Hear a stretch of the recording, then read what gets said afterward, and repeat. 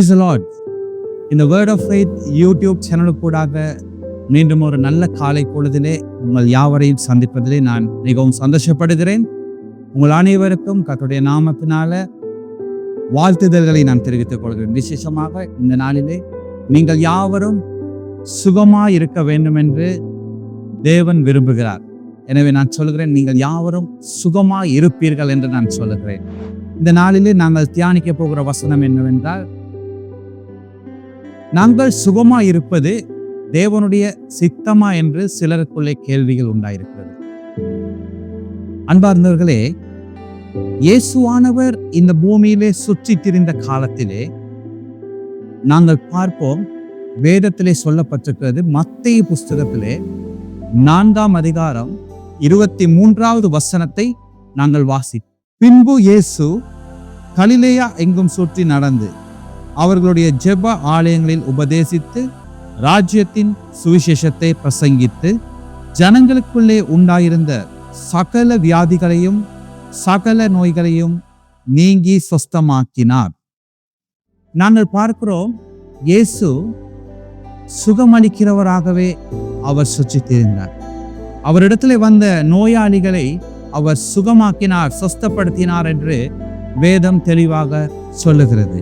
எனவே நாங்கள் சுகமாய் இருப்பது தேவனுடைய சித்தமாய் இருப்பது.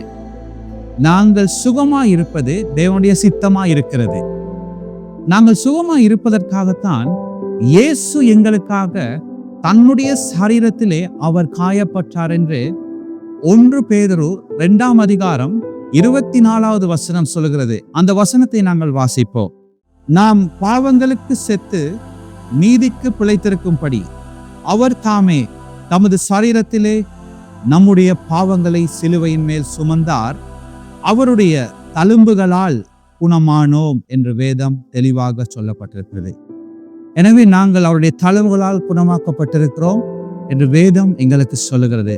நாங்கள் சுகமா இருப்பது அவருடைய சித்தமா இருக்கிறது. கடந்த 1ஆம் தேதி எங்களுடைய செய்தியிலே ஒருவர் விண்ணப்பத்தை தெரிவித்திருக்கிறார்கள். அவர்களுடைய பிள்ளையானது ஆஸ்மா நோயினாலே பாதிக்கப்பட்டிருக்கிறது என்று சொல்லி, நாங்கள் இந்த நாளிலே அந்த மகளுக்காகவும் நாங்கள் ஜெபிக்க போகிறோம். ஏனென்றால் வேதம் சொல்லுகிறது சுகம் தேவனுடைய சித்தம் என்று சொல்லி.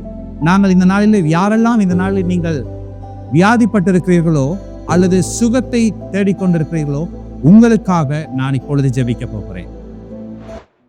அன்பான பரலோக தந்தையே, இந்த நல்ல காலை நேரத்திலும் இந்த யூடியூப் சேனலை பார்த்து கொண்டிருக்கிற கேட்டுக்கொண்டிருக்கிற ஒவ்வொரு ஜனங்களுடைய வாழ்க்கையிலும் இப்பொழுதே அற்புதங்கள் நடைபெறுவதாக.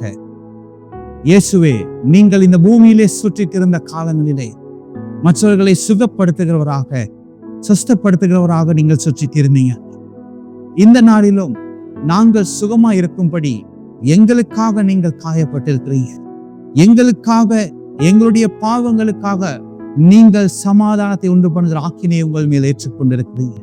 அதன் நிமித்தமாய் நாங்கள் சுகமாய் இருக்கிறோம் என்று வேதம் சொல்லுகிறது. இப்பொழுது இந்த நாளிலும் யாரெல்லாம் இதை பார்த்து கொண்டிருக்கிற ஜனங்கள் வாழ்க்கையிலே சுகம் தேவையாய் காணப்படுகிறார்களோ அல்லது நோய்வாய்ப்பட்டிருக்கிறார்களோ அவர்களுடைய வாழ்க்கையில் இப்பொழுதே இயேசுவின் நாமத்திலே சுகம் உண்டாகுவதாக. அது மட்டுமல்லாமல் விசேஷமாக அந்த ஆஸ்மா நோயினாலே பீடிக்கப்பட்டிருக்கும் அந்த குழந்தையை இயேசுவின் நாமத்திலே இப்பொழுது விடுதலை உண்டாகும்படியாய் நான் கட்டளையிடுகிறேன். சுகம் உண்டாகும்படியாய் நான் கட்டளையிடுகிறேன். இயேசுவின் நாமத்திலே அற்புதங்கள் நடைபெறுவதாக.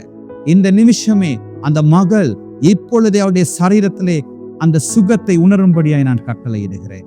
எல்லாவற்றையும் உம்முடைய வல்லமையுள்ள கரத்திலே ஒப்புப்படுத்தும் உம்முடைய குமாரனும் எங்கள் கர்த்தரும் இரட்சகருமான இயேசு கிறிஸ்துவின் நாமத்தினால ஜெபிக்கிறோம் எங்கள் ஜீவனுள்ள நல்ல பிதாவே. மீண்டும் ஒரு வேர்ட் ஆஃப் ஃபெய்த் யூடியூப் சேனலுக்கூடாக உங்களோடு கூட நான் தொடர்பு கொள்ளும் வரை உங்களிடமிருந்து விடை பெற்றுக் கொள்வது உங்கள் அன்பு வின்ஸ்டன்.